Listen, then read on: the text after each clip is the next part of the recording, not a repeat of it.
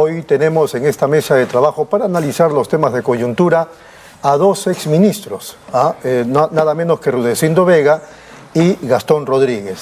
El primero ha sido ministro de Vivienda y Trabajo y el segundo también 2 veces ministro del Interior durante el gobierno de Merino, una gestión chiquita, es cierto, pero luego también en el gobierno del señor Martín Vizcarra. Vamos a hablar con ellos sobre los problemas, los incidentes o enfrentamientos, si cabe el término, entre la policía y el ministro del Interior. También quisiéramos abordar el tema político, ¿no? La señora Dina Boluarte, su presidencia, se pide por ahí adelanto de elecciones, aunque otros dicen eso ya no tiene mucho sentido, pero está ahora la participación o la presencia de Nicanor Boluarte, aparentemente como un operador político de la hermana, porque ella se lanzaría a la jefatura del Estado, según algunos. Otros dicen, para el 2026 lo que Dina quiere es una bancada que la defienda en sus temas legales. También abordaremos, ya que estamos hablando de temas legales, el asunto de Pedro Castillo, que está solicitando al Poder Judicial y el Poder Judicial se lo rechaza, digamos, la desactivación de la detención preventiva y también el hecho de que desde el punto de vista de la defensa de Castillo no hay rebelión que se haya dado durante este autogolpe fallido. Bien, y si nos alcanza el tiempo vamos a hablar un poquito de la Junta Nacional de Justicia, porque ya ha solicitado la JNJ el pedido a la Defensoría del Pueblo, como corresponde, para la activación de una comisión especial que el señor Josué Gutiérrez va a presidir para que se encargue de la renovación de los miembros de la Junta Nacional de Justicia. Como ustedes recordarán, el periodo es de 5 años, así que un año antes tiene que activarse esta comisión especial. Y también, si nos alcanza el tiempo, hablaremos de Milei, que se ha pronunciado ayer diciendo que la multitudinaria manifestación o manifestaciones en Buenos Aires y otras ciudades de Argentina contra su gobierno han sido un fracaso. Muy bien, los buenos días a los dos. Empezamos con Rudecindo Vega. ¿Cómo está Rudecindo? Buenos días. Muy buenos días, Rodolfo. Muchísimas gracias por estar nuevamente acá en Pulso Informativo. Una impresión sobre este enfrentamiento, esta confrontación entre el ministro Torres y el general Angulo. ¿Qué dice que la destitución suya y del alto mando es, digamos, un daño moral, o hay una pretensión de dañar la moral de la institución? Quizás lo primero que hay que decir es que están tratando de bajar el nivel de desgobierno, el nivel de una decisión equivocada a la parte más baja, ¿verdad? En realidad, el error, el despropósito gubernamental está en la parte más alta, está en la presidenta, está en el premier y está en el ministro del Interior. Pero sin embargo lo han roto por la pita más débil, que es sacando al jefe de la Policía Nacional. Pero hay cosas que a veces dejamos pasar y en el detalle hay que quedarnos. Fíjate que cuando va a dar el último discurso el jefe nacional, en donde dice que es una medida ilegal, ¿verdad? Que él rechaza. Y que él rechaza porque es ilegal. Cuando asume el mando, el que le sigue, Sanabria, le reconoce el liderazgo al anterior. No, pero luego dice a la prensa que es una declaración de Angulo a título personal. Sí, pues, pero él oficialmente, ante todo los que estaban ahí, ¿verdad?, ante todos los policías oficiales y personal, creo que estaba una viceministra, él reconoce el liderazgo de Angulo a quien lo estaban sacando. Eso tiene un mensaje. Mira, el mensaje es clarísimo, o sea, yo asumo la Policía Nacional, reconozco que al anterior lo están sacando ilegalmente, pero lo asumo quizás porque es un mandato que tengo que cumplir, pero ojo, le estoy diciendo al premier, al ministro del Interior, a la presidenta de la República, que no me voy a prestar a que manoseen mi institución o mi nombre en este tema. O sea, lo que quiero decirte es que los responsables siguen en su sitio tranquilitos, desgobernando el país. manteniéndonos en una inseguridad brutal. Entonces, acá, ¿quién debió asumir primero su responsabilidad política? El ministro del Interior. Segundo lugar, el Premier, porque viene conjuntamente con su recomendación y la Presidenta de la República. Pero ellos, muy orondos, ahora están preparándose para viajar a Puno y se quieren ir a toñar allá. La fiesta de la Candelaria. Qué terrible. General Gastón Rodríguez, buenos días. Buenos días, Rodolfo. Bueno, como lo ha expresado ya mi antecesor, la situación... ¿Coincide con Rudecindo Vega? Sí, claro. El tema aquí es de una responsabilidad política que se ha querido soslayar, se ha querido evitar, como consecuencia de un desgobierno total, aplicando medidas paliativas que más redundan en lo mediático, en lo populista, con la dación de estados de emergencia que no tienen ningún sustento técnico, ni en la parte legal, ni en la parte operacional, que es la más importante, y que al no tener esta sostenibilidad, obviamente que se diluyen conforme pasan los días. Vemos a un ministro de Defensa que aparece al tercer día que se da el estado de emergencia con sus 2 camiones y sus soldados, y a los 4 o 5 días ya no hay nadie, y la población se da cuenta de esto.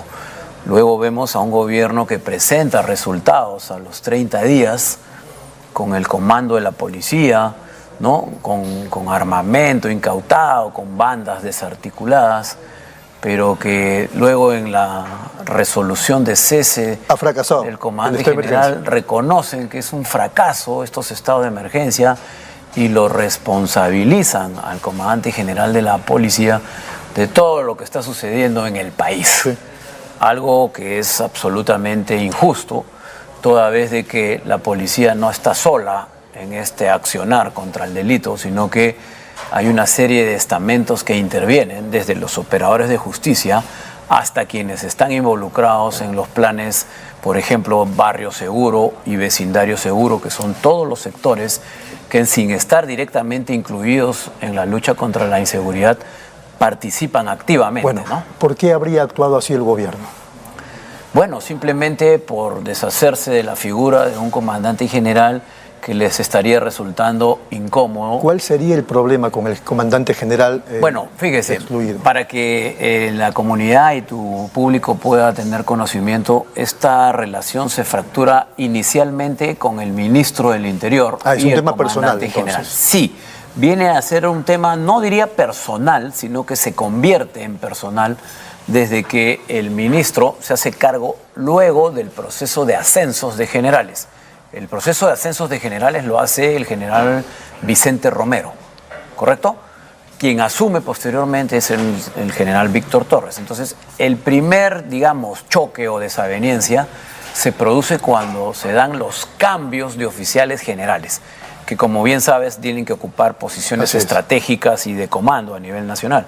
Entonces, el general Torres, ministro del Interior, trata de hacer él algunos cambios dentro de la estructura que le presenta el comandante general, a lo cual el comandante general pues se opone por cuestiones de perfiles, por cuestiones de operación y por cuestiones también de política, de instituto o institucional que debían de reunir esos generales. Ahí hay un primer enfrentamiento. Y luego vienen ya con los cambios de colocación de oficiales, de todos los oficiales que también ocupan jefaturas de unidad, como coroneles, comandantes. Aquí el ministro del Interior presenta una relación que no fueron pues ni 10 ni 20, sino muchísimos más, de cargos que debían de asumir estos oficiales, coroneles, comandantes o mayores, que son jefes de unidades, comisarios. Entonces el comandante general va y le reclama de una forma pues disciplinada, indicándole que esto no es posible, toda vez de que hay una junta que trabaja los cambios y hay que respetar ese trabajo, que hay perfiles que cumplir y que obviamente pues se puede dar alguna recomendación de parte del ente político, pero no en la cantidad que estaba suponiendo el ministro del Interior. Y el ministro no respondió. Quizás viendo otras épocas en donde el poder político sí aplastaba a la Policía Nacional, ¿no? Hoy los tiempos han cambiado, como lo dice Rudecindo. Entonces, ¿qué es lo que sucede? El ministro saca un memorándum, recordarán que salió en todos los medios de prensa, en donde le dice al comandante general que los cambios no se van a ejecutar hasta el 15 de enero, porque vienen problemas y protestas sociales. Esto se hace con la intención de que en esos 15 días el ministro pueda digamos, prescindir del comandante general para que se pueda ejecutar lo que él había propuesto. Esta situación hace que el comando vaya al Palacio, explique a la presidenta, y la presidenta le dé el respaldo al comando policial. Entonces los cambios salen y los medios hacen ver como que ha habido pues una enmendada de plana de parte del comando. Entonces, ¿cómo crees que toma eso el ministro? Claro, esa visita a y ahí Palacio se no le gustó genera nada. ya la fractura total, ¿no? Entonces lo que ha habido desde ahí hasta la fecha es la forma de poder prescindir del comandante general que se da ya con los hechos sucedidos en Ayacucho, ¿no? ¿Qué piensa usted de ese cuadro? Penoso, porque en realidad lo que nos demuestra es que hay una línea de mando absolutamente resquebrajada en una institucionalidad que lo que más requiere es tener una línea de mando fuerte. Bueno, pero ¿verdad? Rudecindo, finalmente el tema de las estrategias, la declaratoria del estado de emergencia, todo eso fracasó. No, recuerda que... Lo dijimos acá, usted lo señaló muy claramente acá. Yo dije que... Pero el más gobierno aún, le ha dado la razón. Sí, pero más aún, fíjate, y yo lo vuelvo a decir porque lo sigo pensando. La declaratoria de los estados de la emergencia, en la forma como se hicieron, en el momento en que se hicieron, yo dije, no es un error, es una estupidez, ¿verdad? Eso fue lo que lo dije y lo repito, creo que a la larga eso es lo que se ha demostrado, que es una medida equívoca, estúpida, que no iba a dar resultado por ningún lado, o sea, no iba a dar resultado en Lima y menos en el país, ¿verdad? ¿Por qué?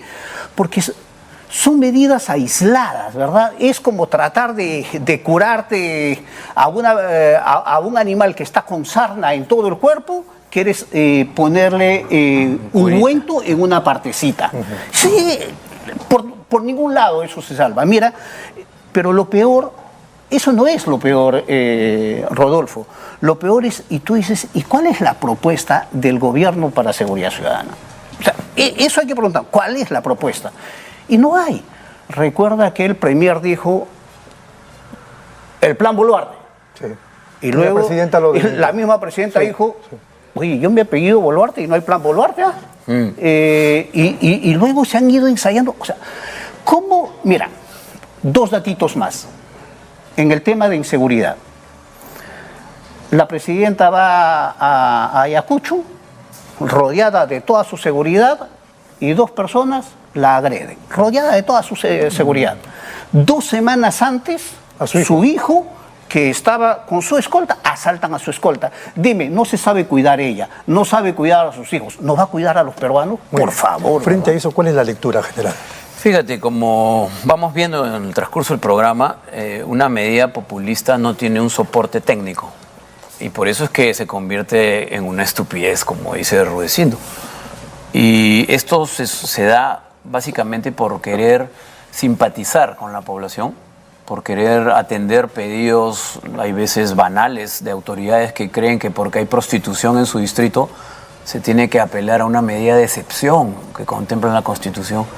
Y eso, el no darle ese valor, es lo que justamente hace que esta medida sea totalmente fuera de foco, sin ninguna, como repito, sostenibilidad, y se diluya en el tiempo, ¿no? Entonces yo creo que aquí lo que hay que hacer es generar una planificación que además se ha dado. Fíjate, con todo este barullo que hay entre el comandante general, la salida, el ministerio, ha habido la presentación de un plan de seguridad nacional, un plan Perú Seguro, pero que nadie lo conoce porque ni siquiera lo han presentado oficialmente. Ahí establecen 4 ejes de acción, que es el combate integral del delito, el dominio territorial, la lucha contra la criminalidad organizada y el crimen transnacional, y el 4 es el fortalecimiento y modernidad de la policía. Pero comienzan incumpliendo justamente este último, fortaleciendo a la policía y le destituyen al comandante general que representa a toda la institución, ¿no? Entonces, creo que hay las buenas intenciones, pero no hay un liderazgo conductual que pueda aterrizar las propuestas en seguridad que necesita el país. Muy bien, vamos un ratito a la pausa y luego vamos a hablar de Nicanor Boluarte, los prefectos y subprefectos y cuál es el trasfondo de todo eso. Regresamos.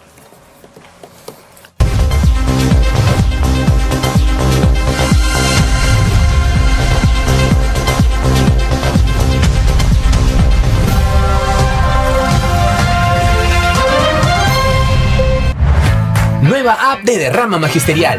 Maestro y maestra, realiza tus consultas y operaciones en la palma de tu mano.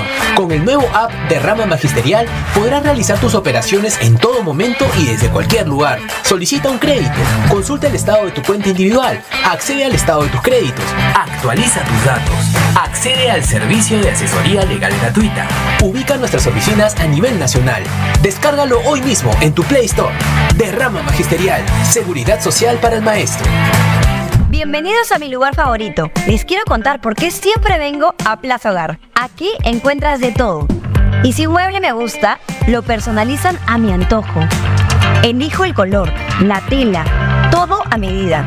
Y también puedo traer a reparar todos mis muebles. Además, el servicio de despacho funciona perfecto y a un precio accesible. Y por si fuera poco, siempre encuentro estacionamiento. Somos Plaza Hogar.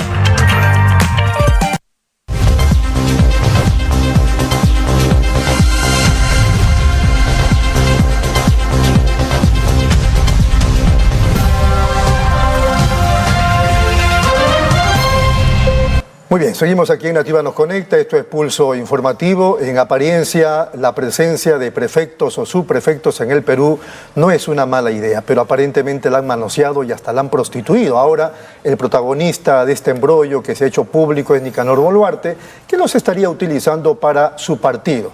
Él actuaría, según algunas especulaciones, como el operador de su hermana Dina Boluarte, que aspira a candidatear a la presidencia o por lo menos tener una bancada representativa a partir del 2026. Pero sobre ese tema, ¿qué opina Rudecindo Vega? Bueno, yo lo he llamado, ¿no? Estamos ante el gobierno fraternal, ¿verdad? Es el gobierno de la hermana con el hermano, porque y seguramente las investigaciones y las acusaciones que se vayan a dar más adelante van a esclarecer clarísimo que hubo un gobierno fraternal y diga lo que diga la presidenta respecto a su hermano, ambos seguramente van a tener que esclarecer mucho ante la justicia.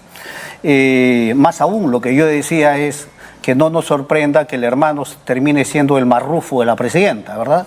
Y a la primera se va a someter a la colaboración eficaz y va a tirar barro a todo el mundo y él va a pedir libertad. Fíjate lo que te voy señalando con mucha anticipación. Pero el tema de los prefectos. Mira, el tema de los prefectos es una figura que viene desde inicios de la República. Quizás en algunos momentos dio resultado porque efectivamente eran los representantes del presidente en las localidades. Pero ya los prefectos hace muchísimos años, hace décadas, dejaron de ser los representantes del presidente de la República. En realidad, peso político, peso gubernamental no tienen, ¿verdad? No tienen, absolutamente son autoridades muy marginales, casi sin ninguna función importante de gobierno. O sea, si las prefecturas, los gobernadores tuvieran una función de gobierno en el territorio nacional, yo te diría, se salvarían. Pero hoy no lo tienen. Entonces, hoy son autoridades totalmente prescindibles. Lo mejor sería, si van a seguir manteniéndolo como está, mejor desaparecer esa instancia. Nos ahorraríamos un montón de burocracia, pero si es que quisieran tenerlo, habría que reformarlo totalmente. Muy bien, general. Sí, igual, en esa misma línea, los prefectos creo que han perdido esa posición de tener un soporte dentro de la estructura estatal. Deberían representar al presidente de la República, pero no lo hacen porque ni siquiera son tomados en cuenta por las autoridades locales. Yo he sido jefe de región policial en diferentes provincias y no los toman en cuenta. Pero hay algo que es importantísimo que se tenga que controlar y supervisar. ¿Qué? Los prefectos históricamente son utilizados por los gobiernos de turno para, a través de la Dirección de Gobierno Interior, que depende del Ministerio del Interior, sean nombrados. ¿Pero cómo son nombrados? A dedo.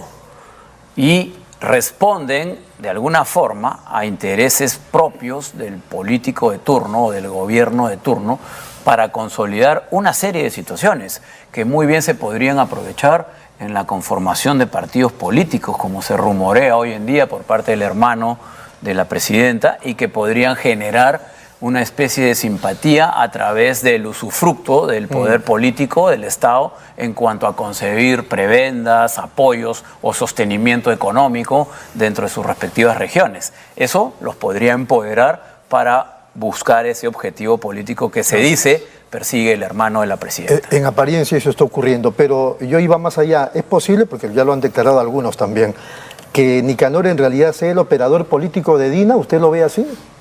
Mira, yo como te digo, seguramente las investigaciones más adelante no solamente nos van a decir que ha sido el operador, va a aparecer que es el socio y el aliado, ¿verdad? Yo hablo de gobierno fraternal y con eso te estoy diciendo, no es una figura marginal. ¿Es de los que piensa que Dina va a lanzar su candidatura presidencial? No, eso sería una tontería, ¿no? Ni su bancada, ni bancada. Mira, si yo fuera un líder de la oposición, rogaría que se lance, porque no va a conseguir nada, ¿verdad? O sea, se va a ir yo sí. ¿Cuál sería la razón de estar haciendo todo esto, mal utilizando a los prefectos y subprefectos? Porque cada uno tiene derecho a soñar Claro, sus cosas más irrealizables que sean posibles, ¿no? Yo, como te digo, si yo fuera un líder diferente de la oposición, un líder político, le diría, por favor, inscríbanlo rápido, ayúdenlo, que ella sea la candidata. Uno, primero, porque no... Es que usted está pensando en elecciones limpias. No, porque primero, ¿sabes qué? No va a poder pasar. Porque ella no puede ser candidata. ¿Por qué? Porque es presidenta. Encargada. No, ella no es encargada. Mira, no te es presidenta constitucional. Ella es Está bien. presidenta constitucional por Pero no la ha sucesión elegido constitucional. ella. No, discúlpame. Cuando No, yo tú tienes, estoy preguntando. cuando tú tienes el ejercicio de la presidencia, por tener el ejercicio de la presidencia, Sí. tú no puedes ser candidato a una elección popular. Claro. Solamente por esa razón. No porque haya sido electo, no. Un dictador, ¿tú crees que podría ir a la Entonces elección? podría, No puede, pues. podría aspirar a una bancada. O sea, claro, eso sí, ¿no? Eso sí, pero por ejemplo, ¿quién te diga a alguien que ella puede ser candidata? En realidad es de una imaginación. Lo dijo Alejandro Salas hace 2 días acá. Que lo haya dicho Alejandro Salas. Sí, aquí en esta mesa. Sí. Bueno. En realidad es Claro. absolutamente... Agregó de que podía hacerlo porque ella no fue elegida.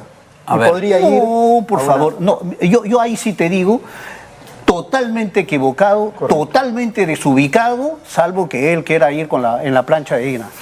Claro. ¿Qué Rodolfo, dice? dos cosas importantes. Mira, la primera, Perú Libre tiene el encono de haber sido sacado abruptamente del gobierno. Y algo que dijiste hace un momento pensando en elecciones limpias. Ellos no van a pensar en elecciones limpias. Dina Boluarte es parte de Perú Libre. Que haya habido toda una parafernalia comunicacional para lavarse la cara y para hacernos creer a toda la población de que ha marcado distancia, es algo que solamente lo pueden creer algún grupo de peruanos. Pero hay una gran cantidad de peruanos que no creemos eso. No, por eso ¿no? se habla pues, de Entonces, fujicerronismo aquí, vinculado a pero Dina. por supuesto, el hecho de no capturar a Cerrón, por ejemplo, es un 111 indicativo, días. es un indicativo pues muy grande. Y donde la policía de que- estaría inmersa de que también. pero es que aquí es justamente donde se tiene que investigar a fondo, porque mira, algo que pierden de vista los políticos o los gobernantes es que piensan que el poder es eterno y el poder es efímero. A la vuelta de la esquina se termina. Y esa situación hace que cuando terminen esta etapa de gobernantes paguen sus deudas en lugares que nadie quisiera estar, en una cárcel, en una prisión. Lo segundo es que en las zonas del sur, en el Alto Andino peruano, el tema del arraigo familiar es muy importante. Nicanor Boluarte fue el hermano, o es el hermano mayor de la presidenta, y es quien asumió la conducción de la familia cuando perdieron a sus padres, ¿no? O al padre. En ese sentido, hay una situación de Nicanor es como su muchísimo segundo padre. respeto, Claro, de claro. muchísimo respeto a lo que diga el hermano. Entonces, de ahí que no solamente es la influencia, sino también es la ascendencia que tiene sobre la presidenta. Entonces, cuando hablamos de un gobierno fraternal, hay mucha información de que esto estaría sucediendo. Además, hay otra cosa a tener en cuenta. La presidenta cada vez que pueda trata de deslindar esta situación. Y cuando tú no tienes rabo de paja, no tienes por qué estar hablando a cada momento de lo que sucede. Entonces hay cosas que sí, se tienen que investigar para ver realmente cuál es el trasfondo de esto. Y ojo, la utilización de los prefectos en la conformación de un partido del hermano de la presidenta es un hecho concreto. es un hecho real que se ha trascendido en diferentes medios de comunicación. Muy bien. Fíjate, una buena decisión del Jurado Nacional de Elecciones en su facultad de fiscalización, tranquilamente podría decir, este partido se está organizando con la utilización de funcionarios públicos. Por lo tanto, podría dejarlo inválida el proceso de inscripción. Pero para eso necesitamos un jurado que tenga pantalones. Claro. Nada más. A Salas Arenas no... No necesitamos... No está encajando. No, lo que pasa es que no es Salas Arenas, son 5. Sí. El Pleno funciona con 5, Salas Arenas es 1, ¿verdad? No es ni el más importante ni el menos importante, es 1 entre 5. Necesitamos un jurado con pantalones y tranquilamente eso podría ser invalidado. El diario El Comercio hoy día titulaba que el Poder Judicial ha rechazado 5 recursos de apelación al expresidente Castillo por prisión preventiva y también por este asunto de rebelión. ¿Cómo lo aprecia usted? Mira, no conozco muy a fondo los recursos, lo único que sí yo te puedo decir... Que está bien preso es, los dos tuvimos la oportunidad el mismo día que yo el golpe de estar en pleno programa. Está bien preso y Castillo. Él terminaba de hablar y yo decía, esto es un golpe de Estado, ¿verdad? Un golpe de Estado y no dudé y más aún dije, convoqué a la ciudadanía a que pudiéramos estar alertas. Yo no tengo la menor duda de que él ha cometido delitos. Más aún, no tengo por lo menos ese. No, ese día en vivo. Hay otros que son de corrupción, que debe de ser un centenar, que deben estar ahí en proceso. O sea, vamos a decir, él puede presentar 5 más, 10 más, 15 más, 20 más. Pero yo sí tengo la seguridad que por las barbaridades que hizo dentro del gobierno, en realidad le quedan muchísimo tiempo por estar allá en la DIROES. ¿Qué dice, general? Bueno, esta situación me hace recordar a una de mis denuncias que tuve durante mi carrera policial, en donde un abogado me dijo, en esa época era mayor, me dijo, ¿cómo quiere usted que interprete la ley? ¿Para ganar o para perder? ¿No? Y eso es lo que sucede en nuestro país. Las leyes se interpretan de acuerdo a la conveniencia de las personas y obviamente tienen el derecho de presentar todos los recursos que quieran, pero lo que ha visto el país en vivo y en directo, no hay más tema de discusión, no resiste ningún otro análisis, ¿no? El hecho de haber llamado a que se cierre el Congreso, a que se detenga a la fiscal de la Nación, a que hayan llamadas telefónicas al comando de la policía, que felizmente estuvo alineado con la posición democrática y que fue la misma policía la que lo detuvo, ¿no? Son caldo de cultivo o hechos sustanciales para poder darnos cuenta de que realmente estuvimos frente a un golpe de Estado. Es evidente, por lo tanto, el delito de Castillo. Yo también así lo veo y creo que mucha gente. Pero si hiciéramos un parangón, a ver si usted lo explica, ¿cómo es que Fujimori, con el autogolpe del 92, no tuvo un solo día de cárcel? Nunca lo investigaron, ni lo procesaron, ni lo condenaron, y en cambio Castillo sí. Bueno, esa es una situación que realmente se dio en el momento, ¿no? Cuando Fujimori llama al autogolpe de Estado y que fue respaldada, algo importantísimo, por la sociedad y por las Fuerzas Armadas. Si tú no tienes el soporte de ambos estamentos, es imposible dar una medida de esa naturaleza. La investigación frente a lo que sucede después de los hechos, obviamente tiene que dar resultados. Aquí el primer error de Castillo fue que aparentemente lanzó un mensaje que no lo sabían ni siquiera los ministros, aparentemente, ¿no? Y lo segundo es que no tenía ningún apoyo o soporte de las Fuerzas Armadas y de la Policía Nacional, y menos de la sociedad. Rudecindo. No, mira, lo de Fujimori, sin la menor duda, fue un golpe de Estado pensado, planificado, organizado y bien implementado. Y por lo tanto legal. No fue legal. Es un golpe de Estado que funcionó y funcionó 8 años.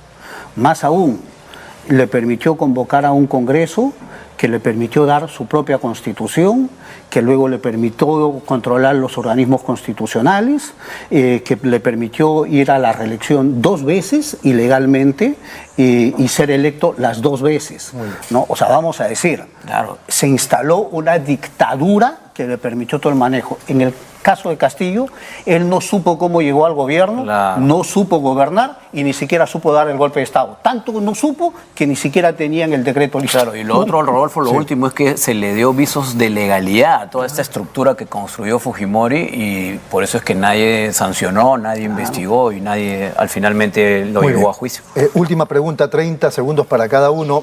Milei ha dicho, frente a una multitudinaria movilización, no solamente en Buenos Aires, sino en otras ciudades, que estas marchas de protesta contra su gobierno han sido un fracaso. Si hiciéramos un parangón con las movilizaciones en el Perú, ¿qué tendríamos que decir, Rudecindo? Que son las primeras movilizaciones, seguramente se tomarán un tiempo Pero más hemos en dar... visto miles y miles de personas. Ya quisiéramos los que asumimos que este gobierno es antidemocrático, que la gente saliera como salen en pero Argentina. recuerda que acá en el Perú hemos tenido miles de diciembre a marzo, ¿verdad? Y venidos todavía gente de provincias. O sea, lo que quiero decirte es que en el caso argentino son las primeras movilizaciones. No estoy diciendo que son chiquitas, estoy diciendo que son las primeras de protesta, en un momento en donde el gobierno todavía tiene un gran colchón de legitimidad. Lo único que queda pendiente es, uno, el grado de sostenibilidad de las protestas. Si las protestas son sostenibles, cada vez Milei va a ir arrugando en su proyecto original. Ya ha arrugado en un par de cosas, ¿ah?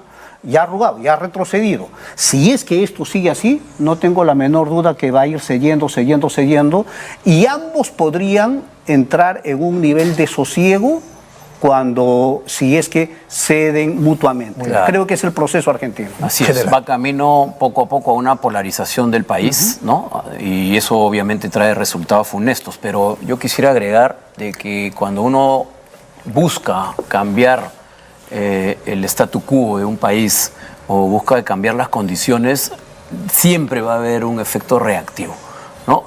Hay incluso un temor al cambio, a la modernidad. Un periodista español le decía a esa gente, ¿y por qué no protestaron con el gobierno anterior? Claro, así donde es. la situación era terrible. Exacto, justamente, y a eso voy. Es que algunas ideologías perversas o algunas, digamos, partidos de ciertas tendencias movilizan a la gente mucho mejor que otros. Y entonces cuando todo el andamiaje estructural de ellos o todo el gobierno de ellos ha caído, como en el caso de Argentina, quienes están detrás de ellos son ese gobierno, justamente, moviendo a los sindicatos, moviendo a las personas, vendiéndoles, como lo hacen en Venezuela, ¿no?